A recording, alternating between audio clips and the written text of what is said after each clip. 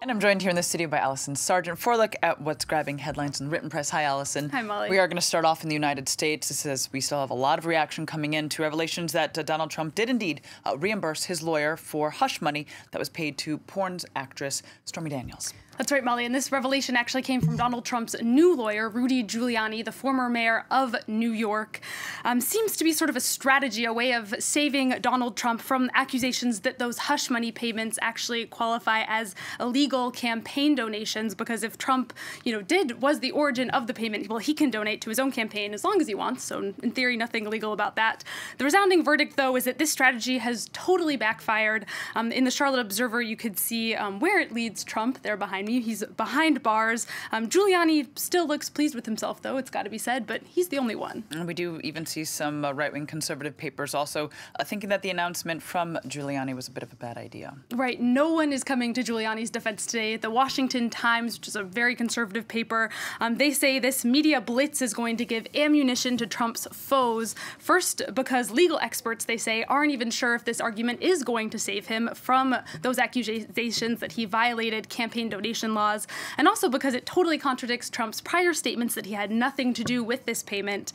Giuliani said, though, that Trump didn't know what the money was being used for. He just provided it to his lawyers in the event that they needed to pay someone off.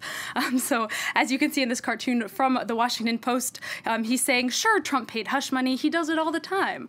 We see Trump there is rushing in to make another hush money payment. This time he wants Rudy Giuliani to hush up. All right. Well, let's move on to something else. This time in Lebanon, we have got the country that's gearing up for parliamentary elections. Right. For the first time since 2009, that's because the parliament had extended their own term limits several times. They're finally going to the polls on Sunday now. And as you can read on the front page of Lebanese paper, the Daily Star, campaigns are making their final appeals before a media blackout goes into effect at midnight this Friday.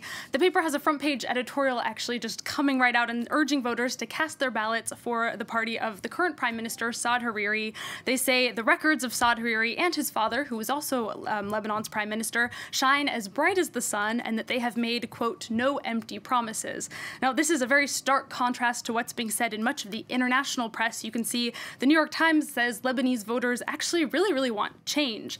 They say many are fed up for a number of reasons. The ongoing garbage crisis. There's fear also of a new war between Hezbollah and Israel. Despite this widespread frustration, though, the New York Times says that few people are actually expecting these elections are going to bring any of that change.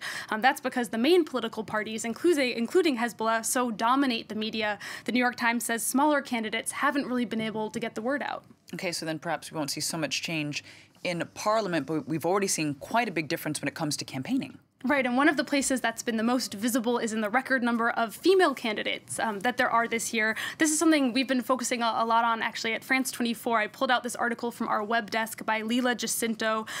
86 female candidates are running in these elections compared to just 12 in 2009. And she reports, that you see women in Lebanon in virtually every other field, but politics really has had this big kind of glass ceiling. There was an attempt to impose, actually, a 30% quota for women in parliament, but during those negotiations, Hezbollah walked out of the parliamentary session. A lot of female candidates, though, have really been very supportive of each other. There's a lot of solidarity, even if they're from other parties. They say even if they win just 1 or 2 seats, well, that's going to be a huge victory. Let's turn our attention back here to Europe. This is where we've got the UK Brexiteer, Nigel Farage, who's ruffled some feathers in Brussels by saying that Belgium is not a country. Right, and this ruffled feathers, especially because he said it to Belgium's Prime Minister, Charles Michel. He argued that Belgium is an artificial creation and that the country is actually multiple groups that don't speak the same language and don't even like each other. This got a lot of attention from Belgians, as you could imagine. This video showing the incident was the most clicked-on link on the website of the Belgian paper Le Soir. Former Belgian Prime Minister and EU Brexit coordinator Guy Verhofstadt actually had quite a good comeback to Farage. You can see in this tweet he says, Nigel Farage will see how real Belgium is when we play England in the World Cup. Now, that game between Belgium and England is coming up on June 28th, so we'll see who has the last laugh. All right, well, let's turn to football then and continue with that. And this way we've got the French team Marseille celebrating their advance to the final of the Europe League. Right, this is the Europa League. It's the second major European tournament along with the Champions League. There's only one word on the local paper La Provence today. They say héroïque, heroic.